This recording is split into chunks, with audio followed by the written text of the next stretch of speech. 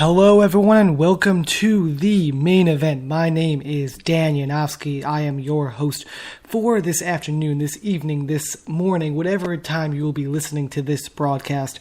This is episode 19 of the main event presented by Double G Sports Spreaker Radio.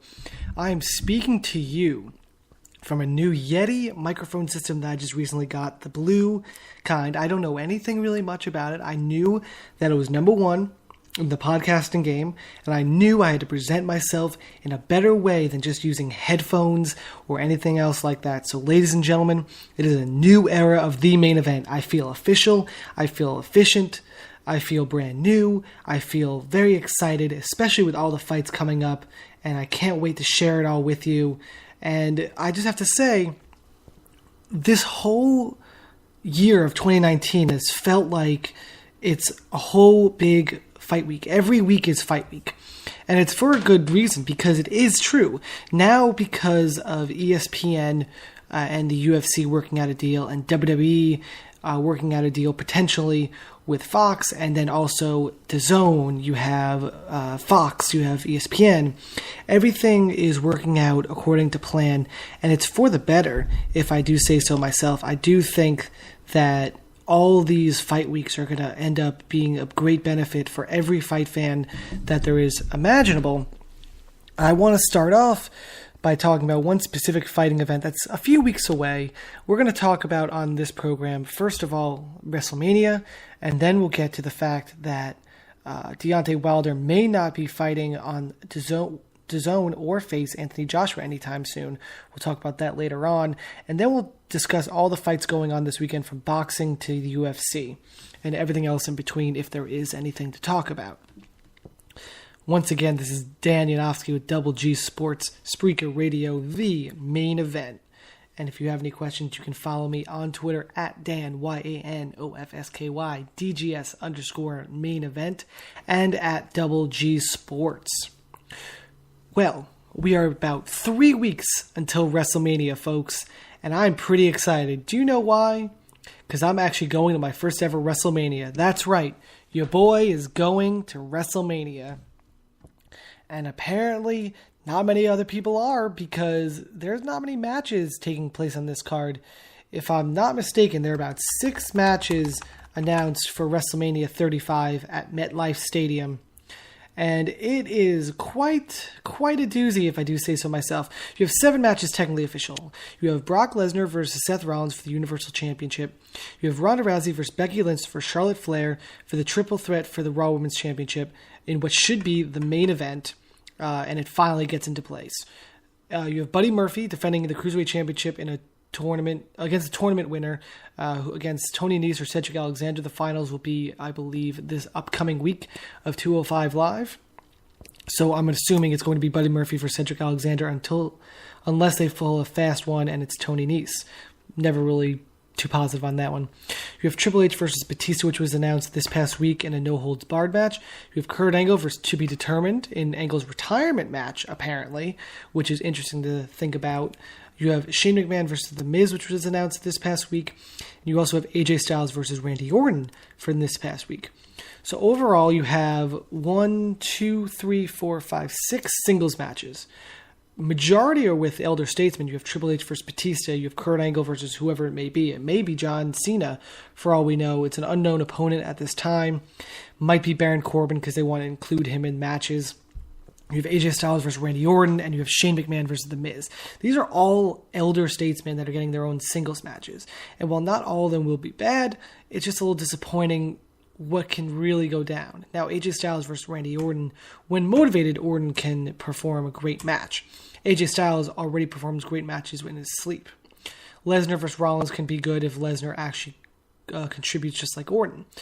Ronda Rousey, Becky Lynch, Charlotte Flair should be the main event, and it will steal the show, in my opinion. I'm still waiting for Charlotte Flair to do a 450 splash, because she's already done a swanton, she's already done a Spanish fly, and she's done all the other moves you can think of. First of all, I don't understand what a Spanish fly is in reality, because it just makes no sense to me. Second of all, if this doesn't main event, it'll be deeply disappointing to every single fan watching at home. Now you have all these matches taking place, but you have so much more that you need to promote with just 2 or 3 weeks left until WrestleMania.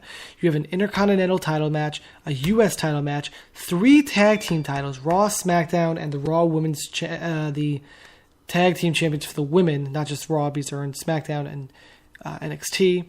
You also have a John Cena potential match, maybe against Kurt Angle, like I said before. You also have Andrade versus Rey, potentially. Andrade Cien Almas versus Rey Mysterio. Unless you include that in the United States title match with Samoa Joe, which I heard that might be the official way to go.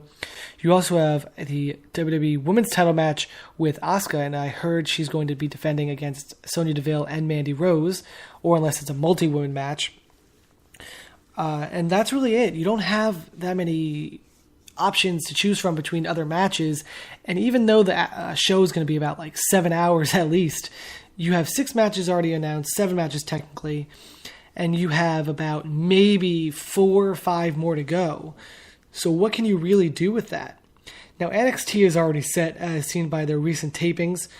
This past week, I'm not going to really spoil anything. I just want to point out and say NXT is so worth going to in the long run. So I highly recommend you doing so.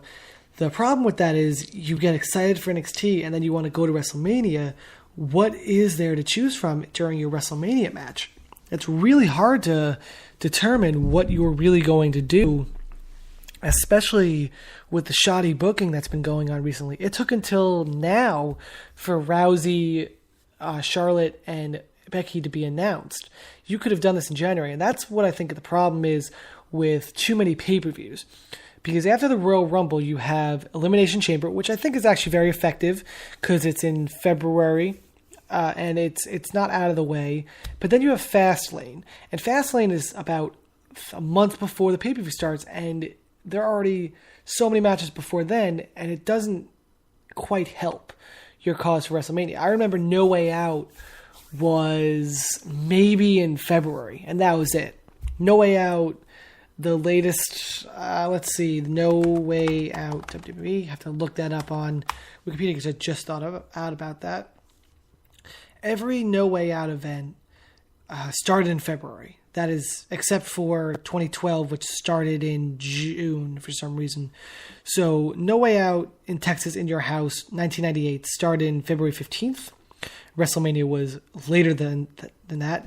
No Way Out 2000, February 27th. No Way Out 2001, 25th of February. 2002, the 17th. 2003, the 23rd, and so on and so on and so on. When I first started wrestling, No Way Out 2007 was in February 18th, 2017. And after that, WrestleMania 23 was on April 1st. So you had a full month and a half, technically, more than a month, to get matches going for WrestleMania, which was great because you got to choose rivalries to start and choose rivalries to end around WrestleMania time. Now, with this pay-per-view system that they are doing now, I don't think it necessarily helps the cause of the superstar. So my suggestion is cut down the number of pay-per-views, or at least make Fastlane early February, like they used to do for No Way Out.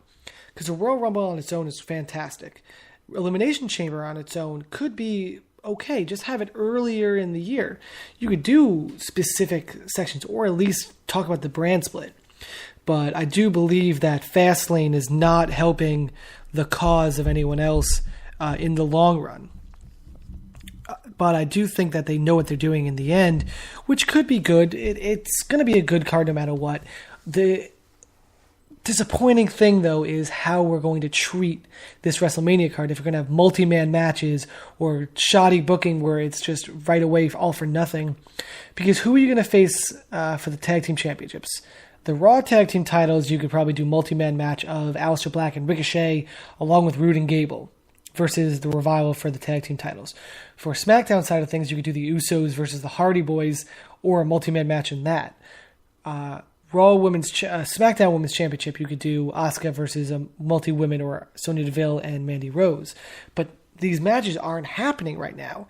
These matches right now aren't being announced. So while they're not being announced, you are wasting a lot of time. Randy Orton versus AJ Styles was announced this week. Shane versus The Miz this week. Triple H versus Batista just like that this week. So why are we wasting time, in my opinion, not announcing matches right after the get-go, right after Fastlane? They're already starting booking for the pay-per-view. Why not just get things going? I'm not sure what they're thinking. I know that in the end result, WWE will always win in this. It's known, it's fine, and we accept it. However, it's not the norm. It's not what should be normal in today's day and age. WrestleMania was always about long-term booking, storylines ending, great matches that will take place.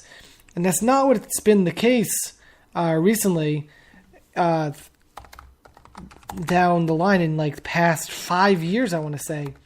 And that's why I think it's not ideal for fans. It's great that fans now have alternatives to pro wrestling, but I do think that WWE is still king here. They just need to work on a few things when it comes to booking and timing of the booking.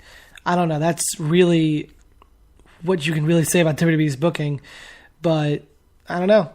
If you guys have anything to say, you can follow me on Twitter at Dan, YANOFSKY, at DGS_main event, and at Double G Sports. Say what you have to say.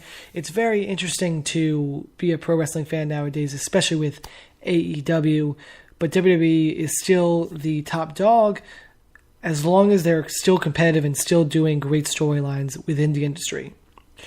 After a brief song break, short break as it is called, by Shane Newville, we will talk about Deontay Wilder and the crazy scene that's going on in heavyweight boxing.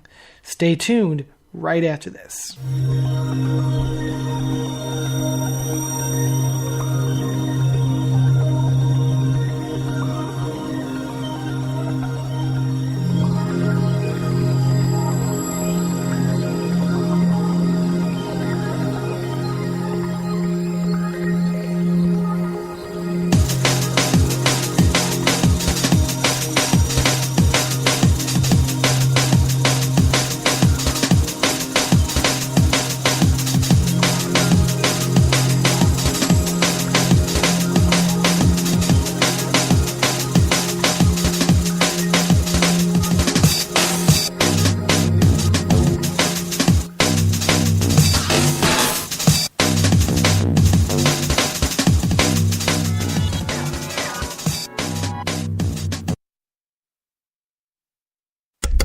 Well, that was funky, wasn't it? All right, that was Short Break by Shane Newville. The earlier opening song that you heard was Rock and Roll, It's a Good Thing by the Jancy Porno Casino. Breaking news for non-wrestling fans and non-boxing MMA fans, but James Gunn is back on to direct Guardians of the Galaxy 3, and I think that's fantastic, just because, I mean, like, it's a little controversy aside what's going on with James Gunn, but we knew that Guardians of the Galaxy and Marvel in general would probably not survive without him, just because everyone supported him. And Batista, reason why he's at WrestleMania, because it's so easy for him right now, because he said he wasn't going to perform in any film until James Gunn was brought back on. So I guess it's good that he's back on, regardless of the controversy, I guess, surrounding him. I'm not going to get too further into it, but that's really all there is to it. James Gunn is back. So, woohoo, I guess. Guardians will be kooky and corny again. So, yay. Another win for Marvel. Now, speaking of wins, there's nobody really winning in this boxing situation surrounding Deontay Wilder, Anthony Joshua, and Tyson Fury. As recently as this week, Deontay Wilder turned down a $100 million offer for DAZN to fight for a few fights. Tyson Fury is already signed with Top Rank on ESPN, and Anthony Joshua is on DAZN with Triple G, Canelo, and Daniel Jacobs.